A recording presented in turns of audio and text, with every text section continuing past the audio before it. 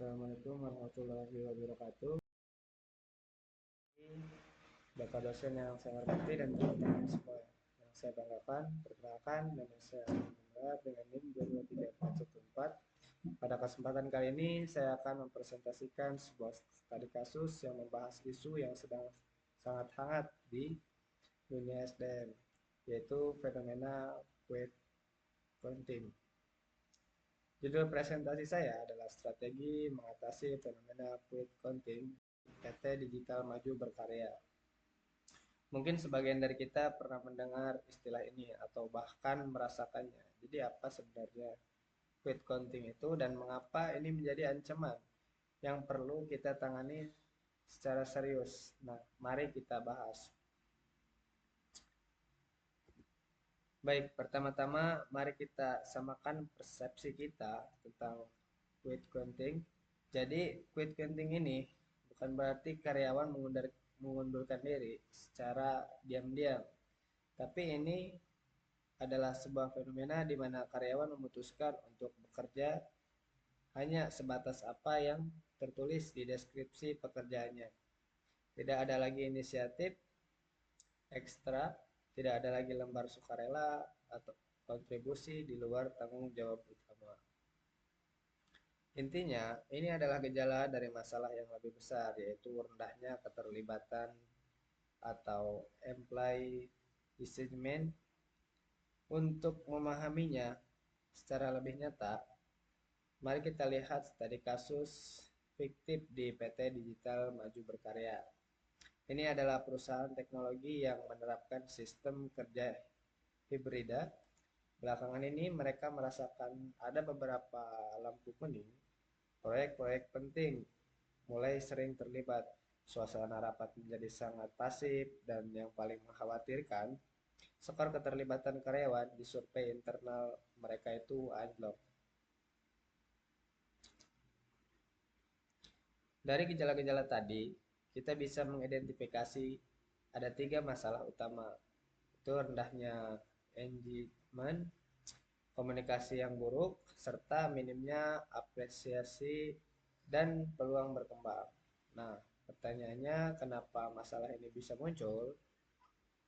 Disinilah kita bisa menggunakan kacamata teori MSDM. Salah satunya adalah teori 2 faktor dari Hilbert. Teori ini mengatakan bahwa dalam pekerjaan ada faktor higienis seperti gaji dan fasilitas yang kalau tidak ada bisa membuat kita tidak puas, tapi adanya faktor ini tidak serta-merta membuat kita termotivasi.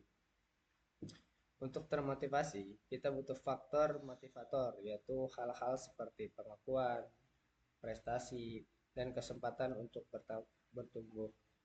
Kemungkinan besar di PT Digital Maju Berkarya inilah yang hilang.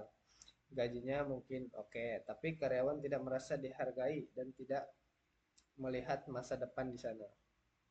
Ini juga sejalan dengan apa yang ditulis di Harvard Business Review bahwa quit counting ini seringkali akarnya ada pada kepemimpinan atau bad boss, bukan pada karyawan yang bermasalah. Setelah kita tahu akar masalahnya, tentu kita butuh solusi yang strategis dan bisa diterapkan. Berikut adalah 3 solusi utama yang saya usulkan untuk PT Digital Maju Berkarya. Pertama, dan ini yang paling penting, perkuat peran manajer. Manajer adalah ujung tombak. Kita perlu melatih mereka untuk melakukan stay interview, yaitu percakapan rutin untuk memahami apa yang membuat karyawan bertahan dan apa yang mereka butuhkan.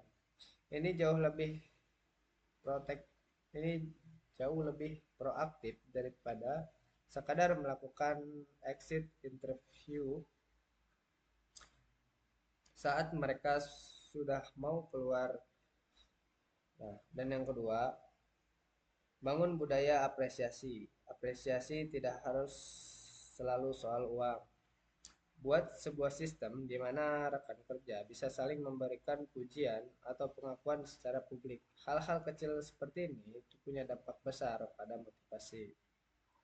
Yang ketiga itu berikan ruang untuk tumbuh. Salah satunya dengan cara job crafting. Crafting ini bukan berarti ganti pekerjaan, tapi memberi karyawan sedikit fleksibilitas untuk menyesuaikan tugas mereka agar lebih sesuai dengan minat dan kekuatan mereka, sehingga pekerjaan terasa lebih bermakna. Tentu, ini didukung dengan jalur karir yang jelas. Jadi, Bapak Ibu dan teman-teman, apa yang bisa kita tarik sebagai kesimpulan?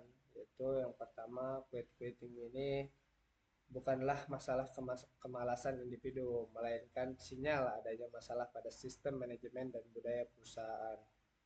Kedua, solusi ini mengatasi harus berpusat pada aspek manusia, kepemimpinan yang empatik, komunikasi yang tulus, dan lingkungan kerja yang menghargai kontribusi setiap orang. Pada akhirnya, dengan fokus untuk meningkatkan engagement, perusahaan tidak hanya dapat memadamkan api quitting, tetapi juga membangun fondasi yang kokoh untuk produktivitas dan inovasi jangka panjang. Investasi pada karyawan adalah investasi terbaik untuk masa depan perusahaan itu sendiri. Sekian presentasi yang dapat saya sampaikan, kurang lebihnya mohon maaf. Billahi fisabilil haq, fastabiqul khairat. Assalamualaikum warahmatullahi wabarakatuh.